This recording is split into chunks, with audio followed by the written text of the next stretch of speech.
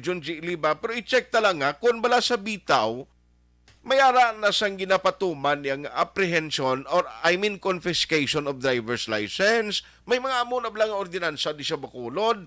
At the same time, check karon naman nagkaroon preparasyon nila mas karanan sunod ngayon nadlaw. We have Major John G. Liba on the line. Sir, how are you? Good morning. Good morning, Action Art. Good morning sa inyo, Datanan. Good morning. Salamat gida. Sir, nakita ko bala kay may memorandum ang DILG ngin pagwa the other week no nga naga-inform o naga-remind sa mga LGUs sa probinsya, sa syudad, mga banwa, parte bala sir sa pag-confiscate sa driver's license nga nabutang diri sa memo ni Secretary Abalos nga kinanglan ang LTO Enforcement Unit lamang magpatigayon sini.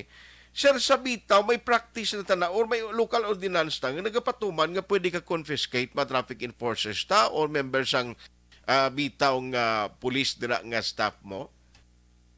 May ara kita, Action Art, ang ato City Ordinance 790 authorizing the all law enforcers, traffic enforcers naton nga mga gin ano naton yung autorisado magkuha sa aton nga driver's license. Actually City Ordinance 790 was made kuha na siya daw 2016. 2016. Yeah. Aha. So amo na iya nga kung may traffic violation ka, ini nga traffic enforcer pwede kung i-confiscate ang imo driver's license. Pwede gid Action Art. Aha. Why pa man sir kamo why pa man sing information nagsulod sa inyo regarding sining bag-o subong nga memo sang DILG? Officially wala pa nagabot sa ako nga attention. So ang atong ginabasihan ng Yapon Action Art ang atong City Ordinance.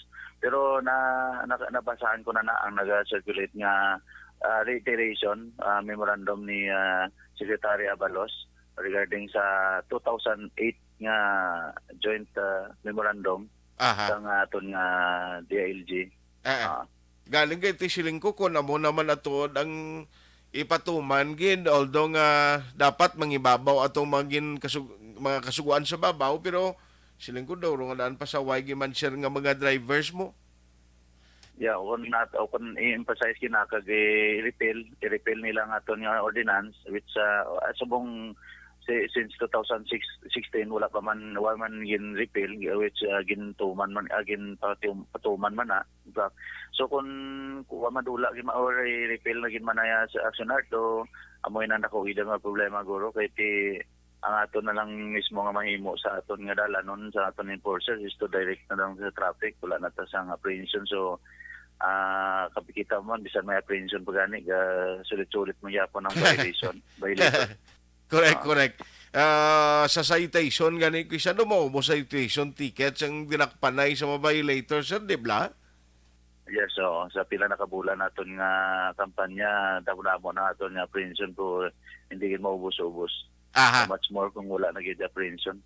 Gani man kag confiscation sa driver's license kung halimbawa nga why hindi karon pag ipatuman ang kasuguan sa ordinansas lokal ati masalig yung mga driver kung why gurong buli di sang taga LTO makita na kang ilimpuros sa dalan pinasaway ginasar. Yes, so kay to pagintindi na anyway way pa man ko ka-review sina sa memorandum pero nang kung amo sina wala confiscation siguro will follow na lang siguro man ang nawala naman ng impounding kasi why na ta authority do Correct. Sa ilang mga property. Anyway, sir, dali na lang maskara. Kumusta ang preparasyon ta? Okay na? May mga rerouting na kita nga plan dira, sir?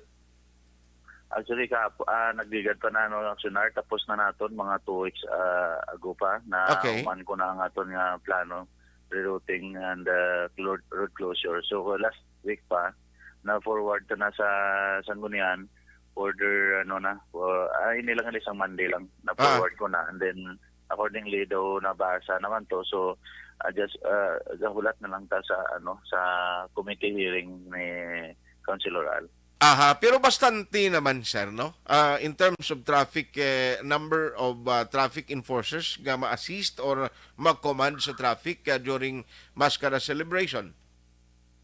Sa actual ginaton nga size subong action art kulang gid masyado, so that's why last week pa nag-propose ko to dito sa NGC na kung pwede madungagan kita, so na-approve ang aton 50 ara na nag-augmenta, so inayag daw madugang-dugang nakagmulo insakto na, pero mas maayo pa kita ni man kon may request pagid ko to nga